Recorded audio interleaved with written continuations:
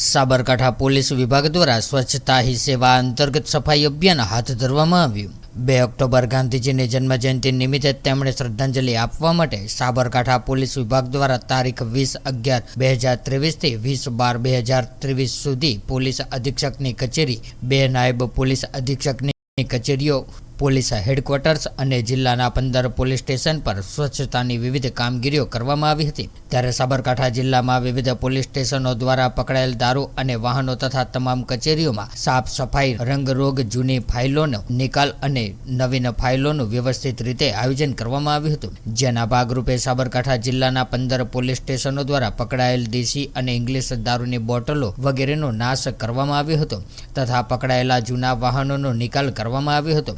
જિલ્લાના નાગરિકોને પોલીસ સાથે સંપર્કમાં સરળતા પડી રહે તે માટે જિલ્લાની તમામ પોલીસ કચેરીઓ ખાતે લેન્ડલાઇન નંબર ઉપરાંત દરેક કચેરી, થાણા અધિકારી અને પીએસઓને મોબાઈલ નંબર આપવામાં આવ્યા હતા। ટ્રાફિક નિયમન માટે અવેરનેસના ભાગરૂપે જુદા જુદા સમાચાર પત્રોમાં જાહેરાતો આપીને, બેનરો લગાવીને, ઇલેક્ટ્રોનિક્સ મીડિયાના માધ્યમથી તથા સોશિયલ મીડિયામાં જાહેરાત આપીને નાગરિકોને જાગૃત કરવાનું કામ કરવામાં આવ્યું હતું। નાગરિકોને સરળતા પડી રહે તે માટે જિલ્લામાં જુદી જુદી જગ્યાએ હેલ્પલાઇન નંબર મૂકવામાં આવ્યા હતા। બીજું, જિલ્લાના નાગરિકો પાસે પાસપોર્ટની સરળતા માટે પોલીસ સ્ટેશન બોલાવ્યા વગર ફક્ત અરજદારોની નાગરિકતા અને ગુનાહિત ઇતિહાસ જાણીને જલ્દીથી જલ્દી પાસપોર્ટ મળી રહે તે માટેની સગવડ પણ કરવામાં આવી હતી। Hasmukhbhai Prajapati, DP news, Sabarkantha. પ્રધાનમંત્રી શ્રીના આદેશ મુજબ પોલીસ ડિપાર્ટમેન્ટ દ્વારા સ્વચ્છતા અભિયાન ચાલુ કરવામાં આવ્યા છે અને તમામ પોલીસ સ્ટેશનની સફાઈ કરવામાં આવી રહી છે। મુદ્દામાલના નિકાલ, વ્હીકલના નિકાલ, પછી રેકોર્ડના નાશ, એ તમામ કાર્યવાહી તમામ જિલ્લાઓમાં ચાલુ છે। અને આજે અમે હિંમતનગર પોલીસ સ્ટેશનની વિઝિટ લીધી છે અને હિંમતનગર પોલીસ સ્ટેશનમાં પણ 3 કરોડ જેટલા મુદ્દામાલના નિકાલ કરવામાં આવ્યા છે। વાહનોમાં બી 400 જેટલા વાહનોના હરાજી કરવામાં આવી છે, જેમાં 32 લાખ જેટલા એ નાણાં ઉપજ્યા છે। એને સાથે સાથે આપ જોયું કે તમામ કચેરીની તમામ જે શાખાઓ છે, તમામ ઓફિસ છે, એ તમામ સફાઈ કરવામાં આવી છે। એની સાથે સાથે આપણે જે ડિજિટલ યુગમાં પ્રવેશ કર્યા છે, તો પોલીસ સ્માર્ટ ટેકનોલોજીનો ઉપયોગ કરીને એના ફાયદા નાગરિકોને થાય એવા ઇનિશિયેટિવ લીધા છે।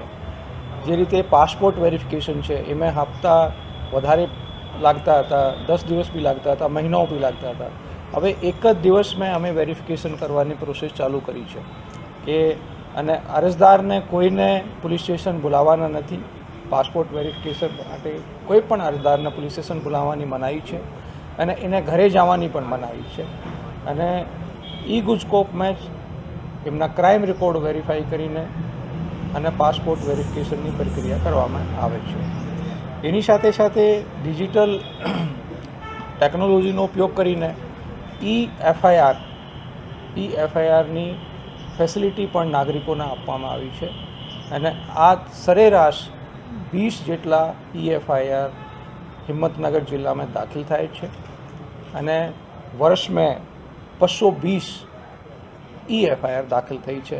એ નાગરિકોને મોટી રાહત મળી છે, જેમાં પોલીસ સ્ટેશન આવવાનું થતું નથી અને જેમાં એને પોલીસ સ્ટેશનમાં રાહ જોવું પડતી નથી। પોતાના મોબાઈલથી પોતાના વાહન ગુમ થયા હોય, પોતાના મોબાઈલ ગુમ થયા હોય તો મોબાઈલ ફોન ઉપરથી અથવા કમ્પ્યુટર ઉપરથી એફઆઈઆર ફાઇલ કરે છે।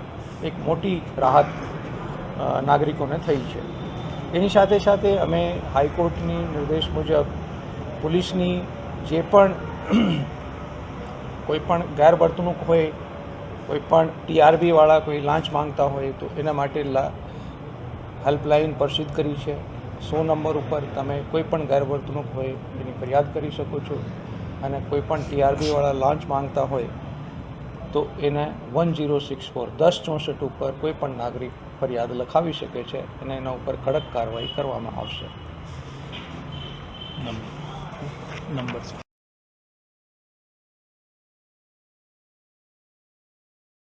Subscribe now and press the bell icon. Never miss an update.